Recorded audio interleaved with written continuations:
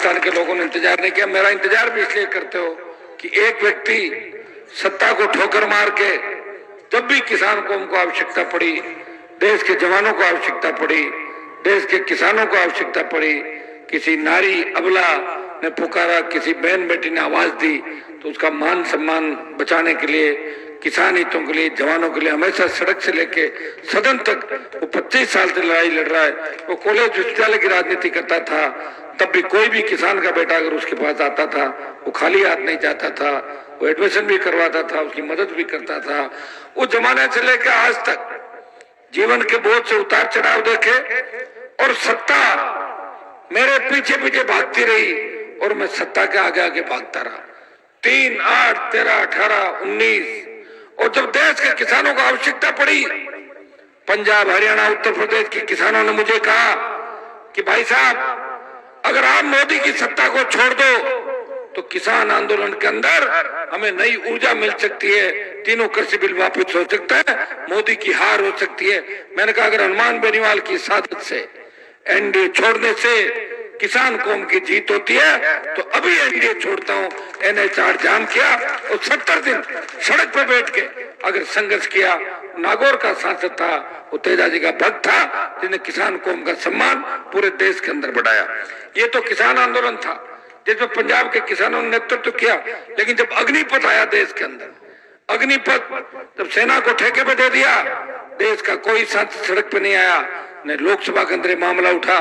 भाइयों, आपके अकेले भाई ने लोकसभा ऑल पार्टी मीटिंग और जोधपुर में 2 लाख जवानों की रैली करके संदेश दिया, प्रधानमंत्री जी हम उन्हीं किसानों के बच्चे हैं जिन्होंने आपको थकाया था, हम आ रहे हैं दिल्ली की ओर।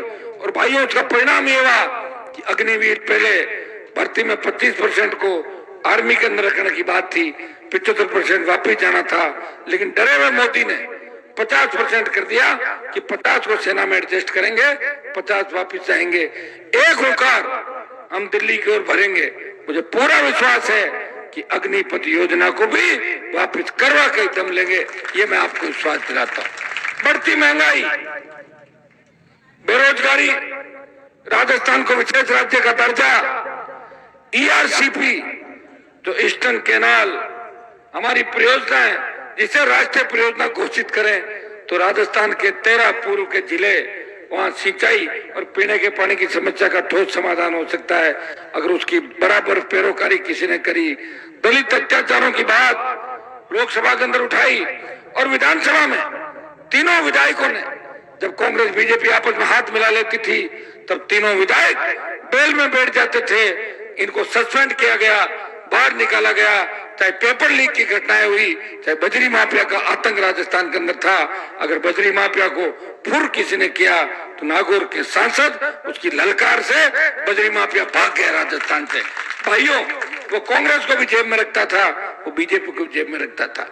आज से पहले जब राजस्थान में हार्डकोर अपराधी, जिनके नाम से हमारे समाज के नेताओं को कंपकंपी छूटती थी, वो जिनका नाम नहीं लेते थे और मुझे कहते थे हनुमान जी आप क्यों झगड़ा कर रहे हो, आपकी जान जा सकती है। मैंने कहा जान तो एक दिन वैसे ही जानी है, सबकी जाती धरती पे। लोग तो कोरोना से मर गए, कितने लोग कोरोना में गए बताओ? 50 लाख चले पड़ा, उसको दिन में तारे दिखाए, चाहे बड़े से बड़ा राजनेता हो, बड़े से बड़ा अपराधी हो, बड़े से बड़ा माफिया हो। एक मेरी आदत है, पीछा छोड़